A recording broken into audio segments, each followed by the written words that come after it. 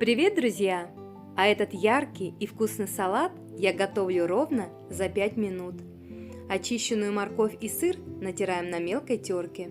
Апельсины либо мандарины нарезаем средним кубиком. Добавляем пару зубчиков чеснока, пропущенных через пресс, майонез, соль по вкусу и все хорошо перемешиваем.